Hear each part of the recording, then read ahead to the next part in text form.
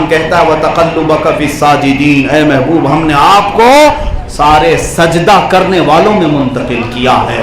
آدم علیہ السلام سے لے کر میرے آقا صلی اللہ تعالیٰ علیہ وسلم تک جتنے بھی آپ کے نسب میں آبا و اجداد آئے ہیں، سب کے سب حضور کے صلی اللہ علیہ وسلم کے آبا و اجداد ایمان والے تھے، پاکیزہ تھے، طہارت والے تھے، اور ہر کوئی اپنے زمانے کا معزز اور افضل تھا،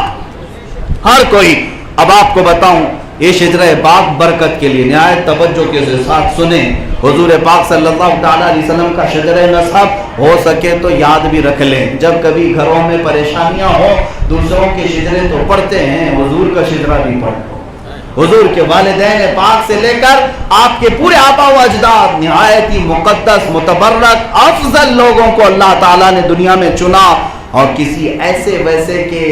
پیٹ میں یا ان کی پیشانی میں اپنے حبیب کے نور کو نہیں رکھا۔ جو اللہ کی وحدانیت کا قائل تھا، اسی کی پیشانی میں اللہ نے اپنے حبیب کے نور کو بھی رکھا۔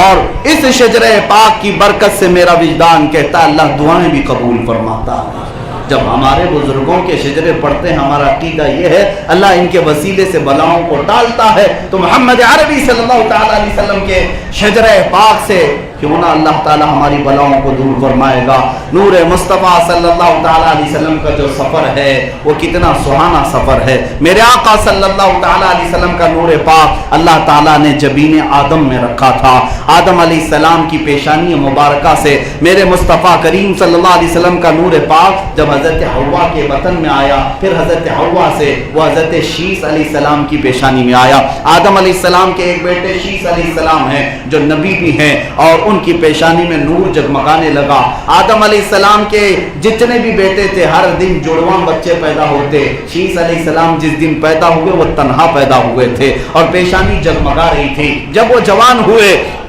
آدم علیہ الصلوۃ والتسلیم نے انہیں وصیت فرمائی، کہا بیٹا تیرے پیشانی میں ایک امانت والا نور ہے، تو جب نکاح کرے گا نہایت پاکیزہ خاتون سے نکاح کرے گا، اور پاکیزہ خاتون سے نکاح کروایا۔ آدم علیہ السلام نے ذمہ داری کے ساتھ، کیونکہ اس امانت کی حفاظت بھی کرنی ہے، شیس علیہ السلام کی پیشانی مبارکہ میں وہ نور چمکتا رہا۔ پھر جب آپ نے نکاح کیا اور اس کے بعد اولاد کا سلسلہ جاری ہوا، اب شجرہ پاک آگے بڑھتا ہے نور مصطفیٰ کا، نور محمد کا، حضرت شیس علیہ السلام سے منتقل ہو کر کے وہ نور یانش میں آیا، یانش سے قینن میں آیا، قینن سے محلیل میں آیا، محلیل سے یرد میں آیا، یرد سے ادریس علیہ السلام میں آیا، ادریس علیہ السلام سے متوشلق میں آیا، متوشلق سے لامک میں آیا، لامک سے حضرت نوح علیہ السلام کی پیشانی میں آیا، حضرت نوح علیہ السلام کی پیشانی سے سام میں آیا، سام سے ارفخشد میں آیا، ارفخشد سے شالق میں آیا، شالق سے عیبر میں آیا، عیبر سے فالق میں آیا، فالق سے راعو میں آیا،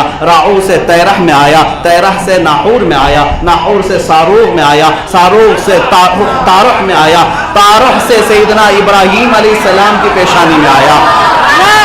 ابراہیم علیہ السلام کی پیشانی سے وہ نور مصطفیٰ منتقل ہوتے ہوئے سیدنا اسماعیل علیہ السلام کی پیشانی میں آیا، بیٹے تھے اسماعیل علیہ السلام، اسماعیل علیہ السلام کی پیشانی سے منتقل ہوتے ہوئے ان کے بیٹے نابت میں آیا، نابت سے یشجب میں آیا، یشجب سے یعرب میں آیا، یعرب سے تیرح میں آیا، تیرح سے مقوم میں آیا، مقوم سے عدد میں آیا، عدد سے عدنان کی پیشانی میں آیا، عدنان کی پیشانی سے معد کی پیشانی میں آیا، معد سے نزار میں آیا، نزار سے مدر میں آیا، مدر سے الیاس میں آیا، الیاس سے مدرکہ میں آیا، مدرکہ سے خزیمہ میں آیا، خزیمہ سے کنانہ میں آیا، کنانہ سے نظر میں آیا، نظر سے مالک میں آیا، مالک سے فہر میں آیا، فہر سے غالب میں آیا، غالب سے لؤی میں آیا، لؤی سے کعب میں آیا، کعب سے مرہ میں آیا، مرہ سے کلاب میں آیا، کلاب سے قصی میں آیا، قصی سے عبد مناف میں آیا، عبد مناف سے وہ نور محمدی سیدنا ہاشم میں آیا،